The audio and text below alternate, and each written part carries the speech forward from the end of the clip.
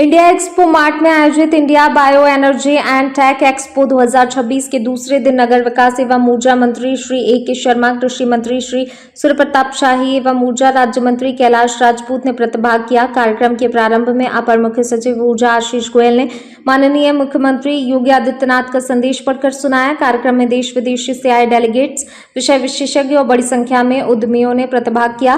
कार्यक्रम को संबोधित करते हुए नगर विकास एवं ऊर्जा मंत्री श्री ए.के. शर्मा ने कहा कि सीबीजी इंडस्ट्री में किसानों को समृद्ध बनाने की बहुत ताकत है। इसके माध्यम से कचरे को कंचन बनाकर किसानों की आमदनी बढ़ाई जा सकती है और गांव के लोगों को गांव में ही रोजगार दिया जा सकता है। उन्होंने कहा कि प्रधानमंत्री मोदी जी ने देश को ग्रीन एनर्जी की राह दिखाई है। पूर्व की सरकारों ने किसानों की चिंता नहीं की, जबकि प्रधानमंत्री जी ने किसानों की आमदनी बढ़ाने, सॉइल हेल्थ कार्ड और कृषि को मजबूत बनाने की दिशा में महत्वपूर्ण पहल की। मंत्री श्री शर्मा ने उद्यमियों को भरोसा दिलाते हुए कहा, बायो एनर्जी के क्षेत्र में निवेश करने वाले उद्यमियों के साथ प्रदेश सरकार मजबूती से खड़ी है।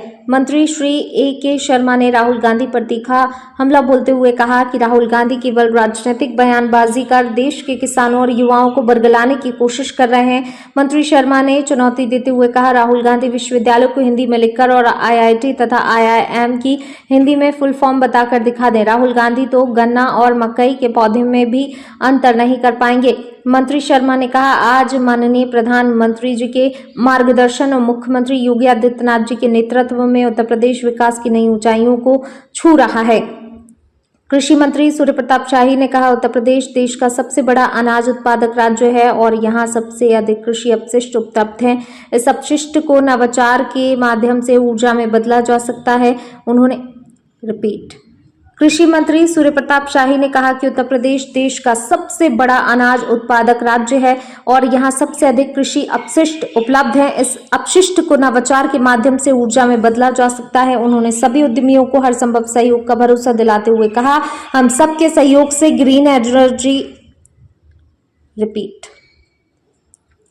कृषि मंत्री सूर्य प्रताप शाही ने कहा, उत्तर प्रदेश देश का सबसे बड़ा अनाज उत्पादक राज्य है और यहाँ सबसे अधिक कृषि अपशिष्ट उपलब्ध है। इस अपशिष्ट को नवाचार के माध्यम से ऊर्जा में बदला जा सकता है। उन्होंने सभी उद्यमियों को हर संभव सहयोग का भरोसा दिलाते हुए कहा, हम सबके सहयोग से ग्रीन एनर्जी के माध्यम से अपनी ऊर्जा जरूरतों को पूरा करेंगे। ये किसानों के भविष्य को सुनहरा बनाने का अवसर है। उन्होंने कहा, कृषि अपशिष्ट को आय और ऊर्जा के स्रोत में बदलकर किसानों को आर्थिक रूप से और अधिक सशक्त बनाया जा सकता है।